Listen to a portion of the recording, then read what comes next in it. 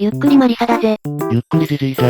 優しい時代に突入した RPG で遊びたい。前回と同じ始まり方はやめておけ。前の動画と間違えて離脱する人続出するぞ。待っていかないで。この動画は後編です。前回は分裂コウモリ野郎を苦戦しながらも倒すことに成功。あいつほんま許さんぞ。かなり苦戦していたわよね。本当に高校時代のわしはクリアしたんかこのゲームと思うくらい苦労したわい。若さね。これが若さか。いやいや神湯に修正されている場合じゃないぞい。ということで、イースで作ったお寿司でも堪能しながらゆっくりどうぞ。ゆっくりしていってね。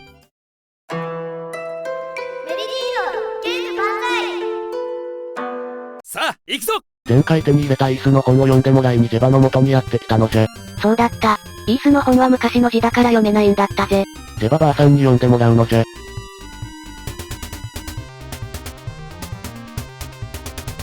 ジェバーさん本読んで変な風に訳すな。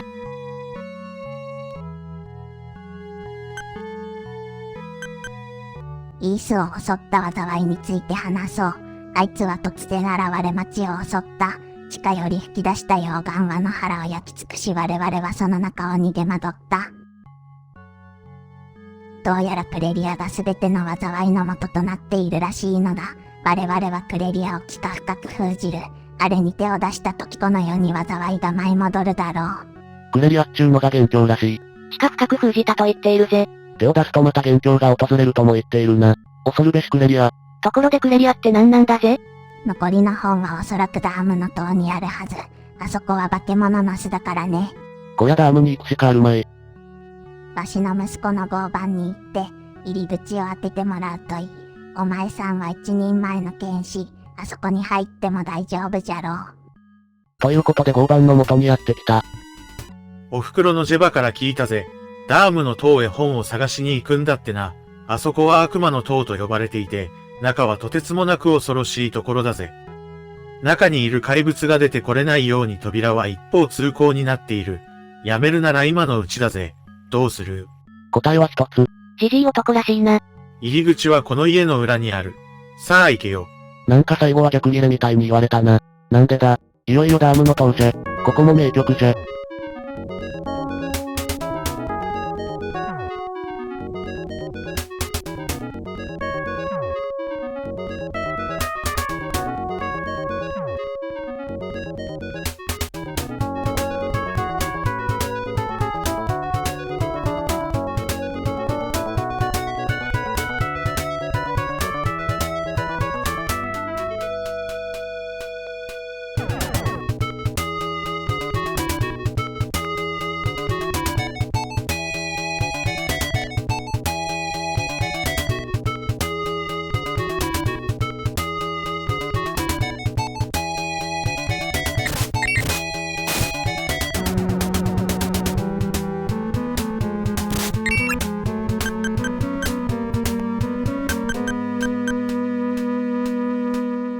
ここからはダームの塔の名の通り塔なのじゃ。何を言っているんだ。このような塔内部のダンジョンと、先ほどの柱が何本もある似たような景色の塔外周を行き来しながら上を目指す。ドラクエのような階段のシンボルで上に登るわけではないが外周に出るときに階段があったりして、塔を登っていることを表現していたりする。ああ、この階段とかそういうことなのか。2D の平面マップだからわかりにくいがこういったところでちゃんと塔を登っている演出があるわけじゃ。細やかな表現だと思わんか。こうやって階段を登って外周に出てくるってわけだな。さて5回が終わり6回へ向かう。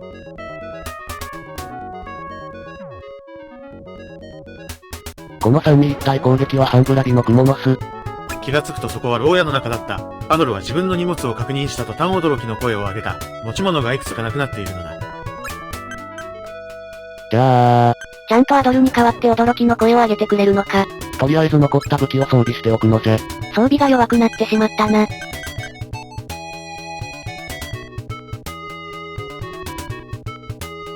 私はルタジェンマというものです。気がつくと塔の中に倒れていたんです。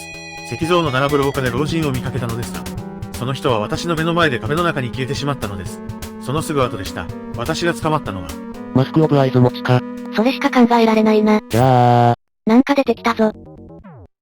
若いの、助けに来てやったぜ。俺はドリっているんだ。ここは何が起こるかわからないところだ。常に警戒してなくちゃいけない。この塔にはラーバという老人がいる。まずはあいつに会って塔について聞くといい。ついでに悪いんだがこの偶像をラーバに届けてほしいんだ。あいつはこれをなくして困っていたからな。奥に座っている人も早く逃げろよ。ラーバって誰だ？ラーバ奥様インタビュー。ラーマだろ。というか古すぎだろ。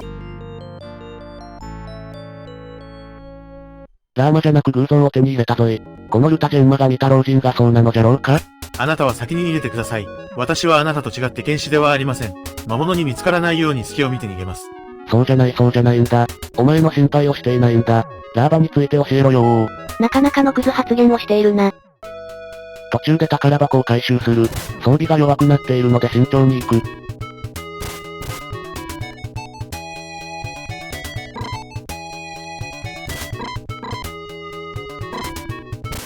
よし。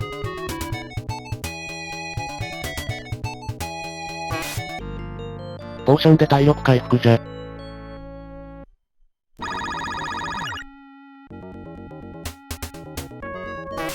イビルリング？なんか呪われてそうだな。装備すると即死じゃ。なんだそれ。あるアイテムを装備した状態で装備しないと即死する。これ腹の鏡か？それはゲームが違う。ラーバ捜索を続けるぞい。ここでマスクオブアイズを使用する。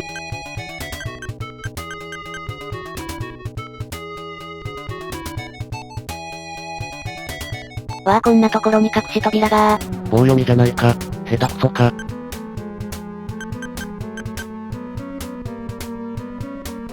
そしてこの先に。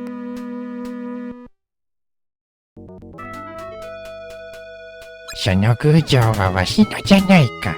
ありがとう。塔の中をうろつくならこのネックレスを持ってなくちゃいけない。これは邪悪な力からお前を守ってくれるだろう。わしの名前はラーバ。覚えておいてくれ。ということでブルーネックレスを手に入れたぞい。装備しておくと邪悪な力から身を守ってくれるらしい。あの3体の像も通り抜けられるな。来てみた。ぐわーあ。大丈夫みたいだな。先に進めるな。この後うろうろして宝箱を発見。シルバーソードが入っていたぞ。武器を取り返したのじゃ。これで敵を一網打尽じゃな。そんなに強くならないだろ。ようまたあったな。俺だよドギだ。お前の持っているクリスタルにそっくりのロッドがこの塔のどこかにあって、それがないと塔の奥へは入れないんだそうだ。これは昔ジェバトバというばあさんから聞いた話なんだ。ジェバーさんのことか。ジェバーさんのことかクリリンみたいに言うな。ジェバばあさんはジェバトバって言うんだな。そういやイースの本で鳥羽の章ってあったな。イースの本の関係者だったってことか。なるほどイースの本が読めるのも納得ってことなんだぜ。息子がダームの塔の入り口を守っているって感じなんだな。さてさらに奥に来たぞい。ボス部屋っぽいな。ボスじゃ。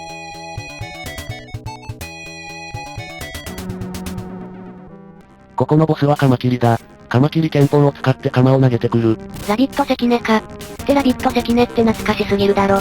カックラ近代放送だぞ。知っている人少なそうじゃな。しかし、鎌を投げてくるカマキリはマジで恐ろしいぞ。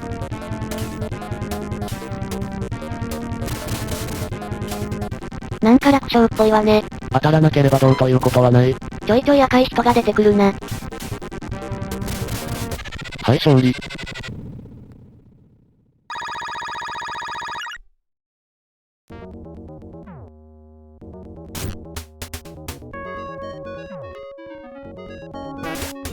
またまたイースの本じゃ。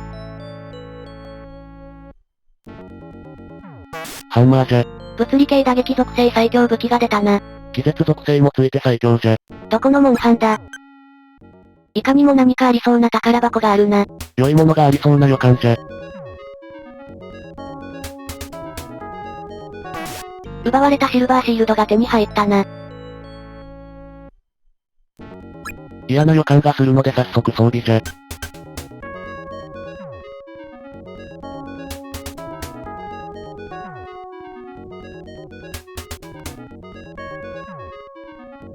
動き出したぞ。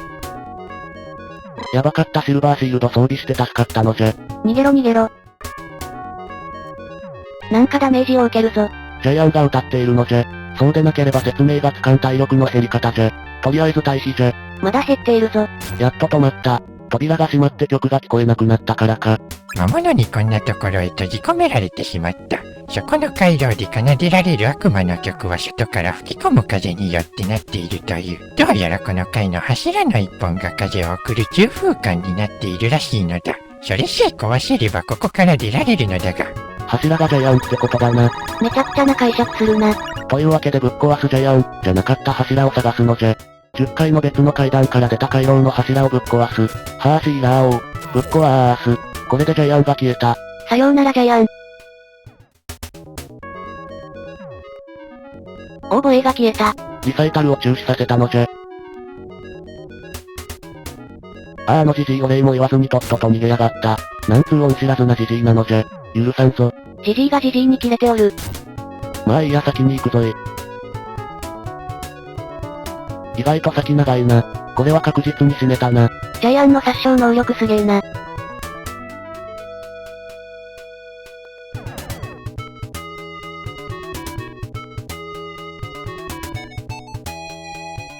またまたうろうろしていたら人がおったぞい。アドルさん私ですよ、ルタジェンマです。さっきラーバという老人からこんな話を聞きました。どうやってラーバにあったんじゃ。壁抜け習得。このダームの塔へ女の子が一人連れて来られたというのです。放っておけばきっと殺されてしまいます。彼女を助けてやってください。女子は助けなくてはならんな。さっきはありがとう。おかげで自由になれたよ。ここより3階上にある渡り床の先にファラドの塔が続いている。さっきそこには女の子が一人連れて来られたのだ。ラドの塔には強力な呪いがかけられていて、中には邪悪なものしか入れないという、私の力ではどうにもできない。ケイシ殿、彼女を助けてやってほしい。ちょっと長く喋ったら、魔物にやられた傷が痛んできた。そう魔物が来ないうちに早く行った方が良い。ぐじゅぐじゅしていると女の子が殺されてしまうぞ。女子は助けなければならない。ジジイは仕方ない。仕方ない。ひでえ。先に行くとボスがおる。セーブして戦う。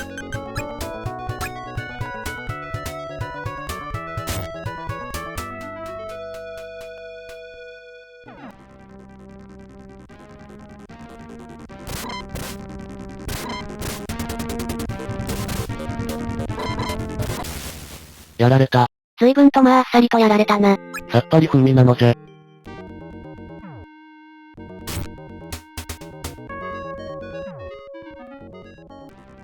こいつは四方八方になんか飛ばしてくるので避けつつ攻めるのじゃ。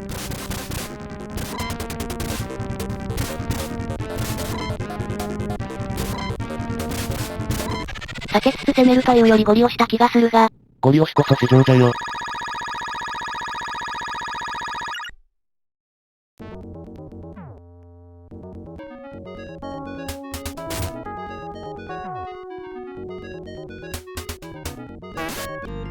イースの本じゃ読めんけど。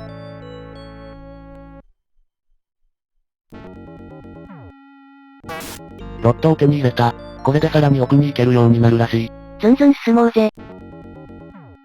ロットを持ているとこの鏡でワープできるようになるのじゃ。それでさらに奥に行けるようになるんだな。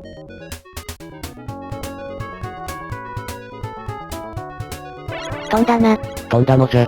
鏡の迷路ミラーハウスじゃ。かなり迷った。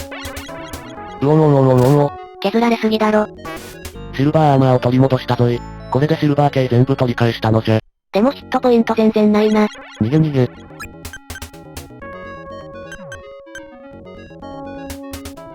鏡の迷路を抜けて先に進んだらこんなところに来てしまった。なんか夜景が綺麗だな。ラドの塔へと行く渡り廊下みたいなところじゃな。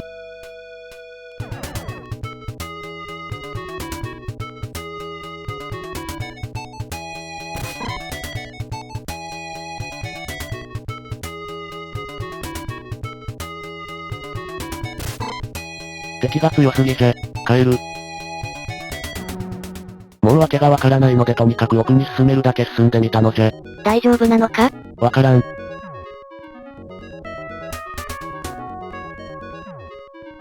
なんじゃ？敵が出てきたな。人中に入りたい。入れるのか？というか強いな敵。明らかにシルバー系では弱くなってきたのじゃ。意味深に宝箱の前に敵がいるな。ヒットポイントを回復して戦う。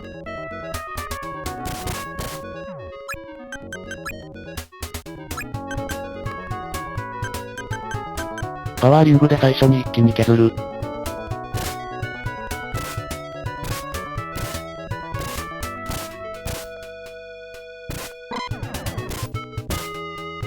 よし、1匹倒した。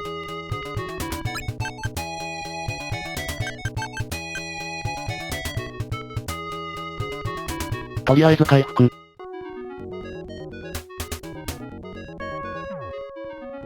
よし、宝箱回収成功。倒さないの？こいつ強すぎるから戦いたくない。とりあえずシルバーソードを超える武器を手に入れたぞ。前回シルバーソードが最強武器と言ってなかったか？大雑魚においてはこちらの方が強い。しかしラスボスにはシルバーが最強なのじゃ。どうやら奥に行き過ぎていたみたいで少し戻ってきたところじゃ。いい鎧があるんじゃないか。取り逃していたみたいじゃな。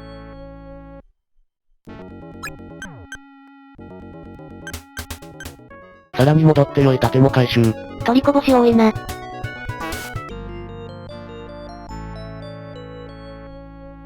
この装備を手に入れると雑魚が圧倒的に弱くなる。かなり楽になったぞい。おお、装備コンプしたな。そうかんじゃ。再びラドの塔に向かう。見ろ見ろ見ろこの強さ。100%我最強なりー。急に強気になったな。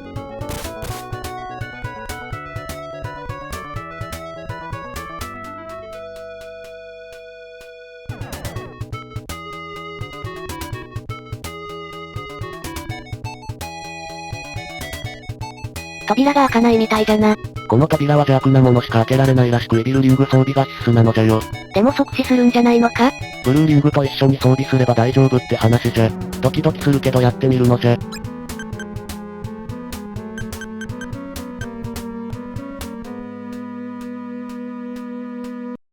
ビビりすぎだろ。はよ装備しろ。さあじいさんは生き延びているのか？生きてた。開いた。あなたはドルさんですよね。私です。詩人のレアです。きっとあなたが助けに来てくれると思っていました。実はあなたに伝えたいことがあって私は魔物にわざと捕まったのです。私の手元にメガネが一つあります。これはイースの本を読むために作られたもの。イースの本は限られたものにしか読むことができないようになっているのです。あなたには本を読む権利があります。どうぞメガネを持って行ってください。私をここに閉じ込めたのはダルクファクトという黒いマントを羽織った男です。ついに黒幕の名前が出てきたのじゃ。ダルクファクトか。あいつは魔物の力を利用してこの国を自分のものにするつもりです。あなたにはそのダルクファクトを倒してほしい。あいつのマントは不思議な革でできていて、クレリアという金属でできた剣しか効きません。クレリア装備が必要なのか？もう枠は余ってねえぜ。ダームの塔はこんなに恐ろしいところなのに、なんだかとっても懐かしいような気がします。私にはこの後やらねばならないことがあるのです。心配しないで先に行ってください。これでいよいよイースの本が読めるぞ。読んでない本がいくつかあったわね。早速読もうぜ。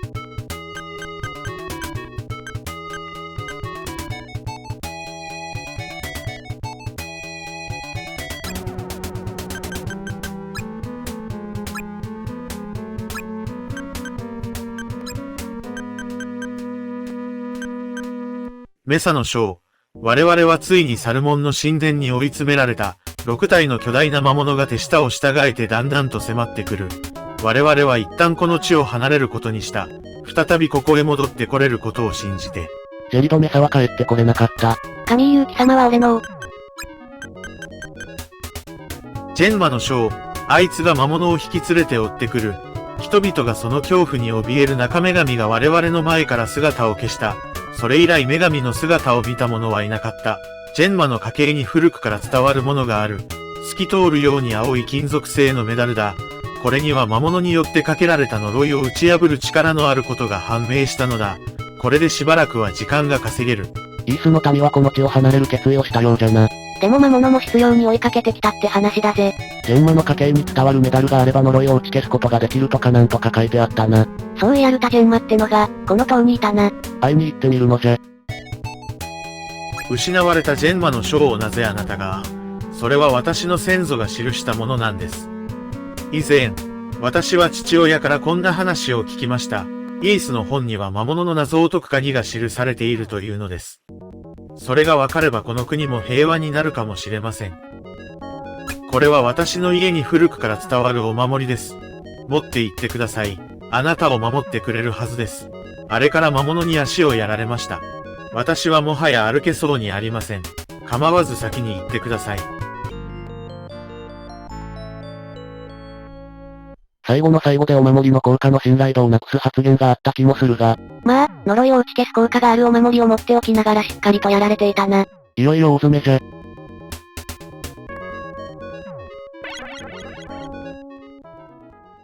このボスは点滅のタイミングの問題で片方しかいないように見えるが似た夜。くるくる回っている中に青い顔と黄色い顔の敵がいて、黄色い方にしかダメージが与えられんのじゃ。しかしダメージを与えると、各々の場所を入れ替える。しかし青い方に付き従って移動していれば勝手に倒せるのじゃ。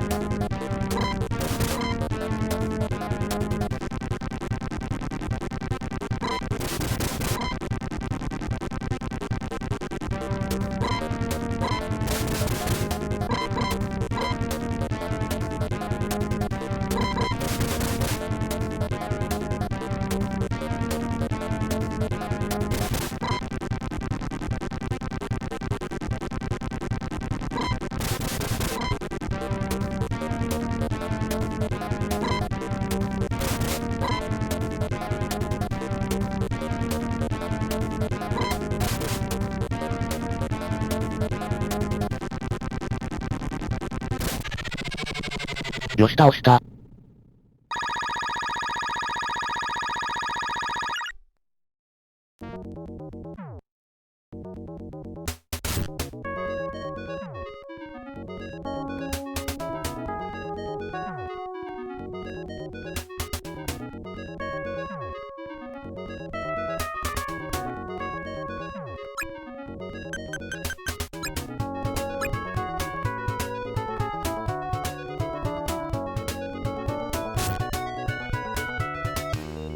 いよいよラスボス戦じゃ。おお、ここがそうなのか。装備をシルバー系に変更する。クレリアというのはシルバーのことじゃ。なんとそうだったのか。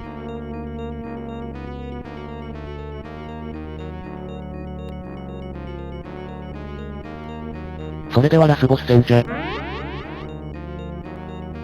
よくも本をそこまで集めたものだ。褒めてやろう。だがイージの本に隠された謎を全て知られてしまっては私の計画が振り出しに戻ってしまうのだ。この世にダルクファクトの名を残すためにもお前には死んでもらう。よりによってその声なのか。ジジイっぽいじゃろ。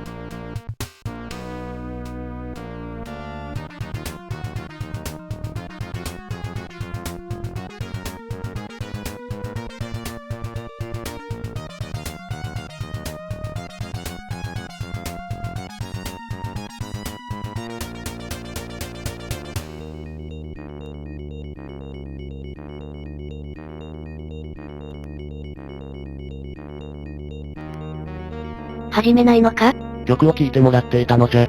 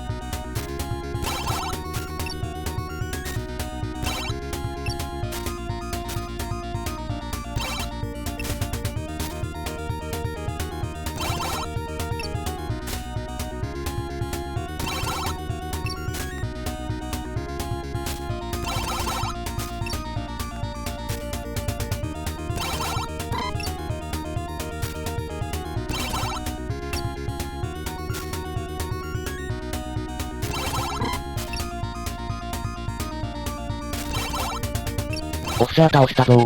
やったぜ。穴にはまると即死だから結構気を使う。移動制限だけじゃないのか。男のマントから本の最終章が見つかった。いよいよ最終章じゃ。何が書かれているのか？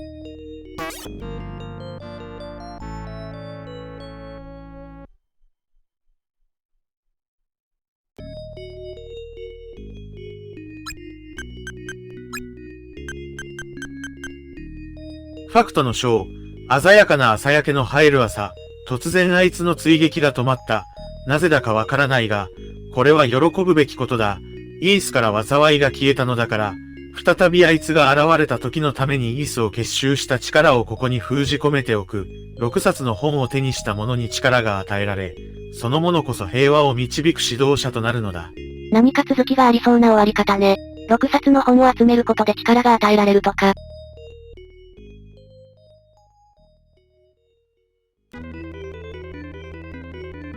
朝日が昇ろうとしていた。空は次第に明るみを増し、塔の輪郭が浮かび上がってくる。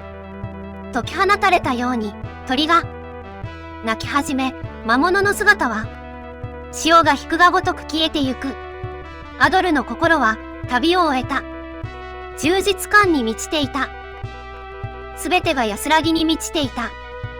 その中で彼は長きに続いたイースの歴史を眺めている。本に書かれてあったことが次々と現れては消えてゆき、やがて女神の姿が浮かんできた。その顔はおぼろげだったが、アドルは不思議とその二人をよく知っているような気がした。アドルが静まり返った地上を見下ろすと、そこにはジェバの家がひっそりと立っていた。フィーナの記憶はもう戻っただろうか。地上へ帰ったら真っ先に彼女にこれまでの出来事を話してやろうと思った。どこからともなくまばゆい光が溢れ出し、アドルを包んでゆく。まるでその光は彼を祝福しているかのようであった。祝福しているわけではなかったんじゃがな。どういうことだ？イースニへと続いていくんじゃよ。ここから。そうなのか。イースニのオープニングは本当に鳥肌もんじゃったわい。その話は別にイースニをやることがあったら話そう。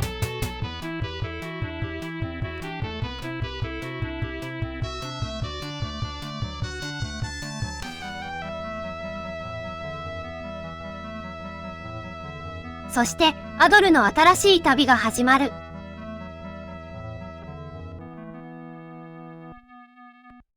はい、というわけで感想戦やっていくぞい。イース、数多くのプラットフォームに移植された名作中の名作。アクション RPG の歴史に深く刻まれたゲームじゃろうな。